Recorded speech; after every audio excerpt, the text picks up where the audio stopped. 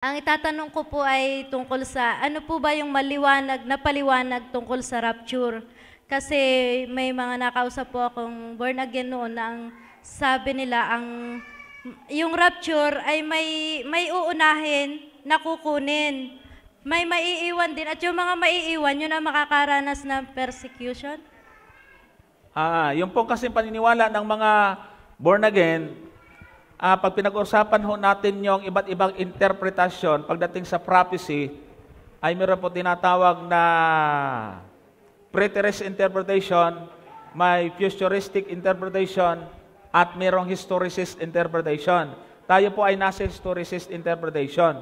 Yung mga preterism, yung mga futurism, ay meron po siyang paniniwala o computation sa prophecy na tinatawag po nating gap theory.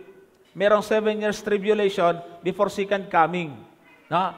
Merong 7 taon na tribulation.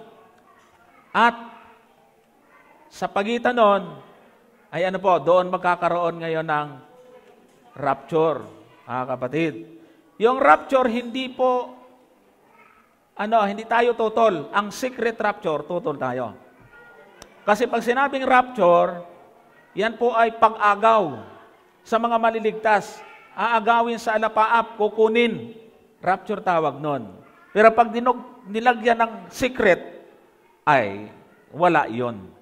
Ang rapture na mababasa natin sa Biblia, ito.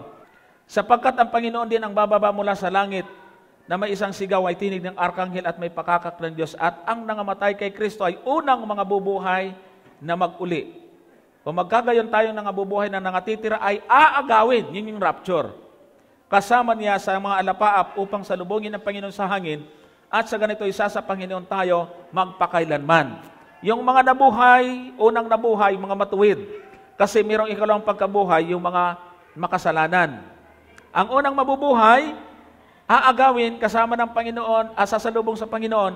Yung mga hindi naman namatay, na matuwid, na aabutan ng Panginoon, ay magkakasabay sila sasalubong sa Panginoon. Aagawin. Yan, sabi sa Bisaya, kayaw ba? Kayaw sa langit. Yan. So, yun yung rapture. Pero yung sinasabi kasi ng mga born again, yung secret rapture, yung talinghaga na mayroong nagigiling, yung isa kukunin, yung isa maiiwan, ang paniniwala ng secret rapture ay ang pangit.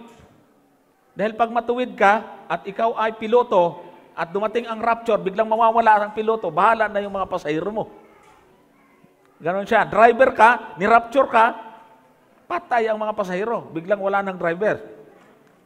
So yun po ang secret rapture na sinasabi nila. Bigla na lang mawawala. Di ba? Katabo niyan. Bigla na wala. Yun ang paniwala nila. Wala pong ganun sa Biblia. Kasi ang pagdating ng ating Panginoon ay, sabi nga ay, sa talata ay, may sigaw, may tinig ng arkanghel, may pakakak ng Diyos. Paano maging sikrito yan? May trompeta, maingay ho yan. May sigaw ng tinig ng arkanghel. Sigawan ka kaya? Sikrito pa yon. Sigaw pa yan ng arkanghel. Sinong arkanghel yan? Si Kristo yan. May tinig. May sigaw. Kaya hindi pwedeng maging sikrito. Okay na sana yung rapture Pag nilagyan ng secret, wala na. At kung yung born again kasama mo, ay sigurado secret rapture yung gusto niyang sabihin. Kaya pag binasa po natin yung Apokalipsis, hindi po pwede yun kasi sa 1:7 ng Apokalipsis, narito siya pumaparito nasa mga lapaap at makikita siya ng bawat mata at ng mga nagsiulo sa kanya at ang lahat ng mga angkan sa lupa ay magsisitaguhoy dahil sa kanya. Gayon din siya nawa. Lahat ng mata makakakita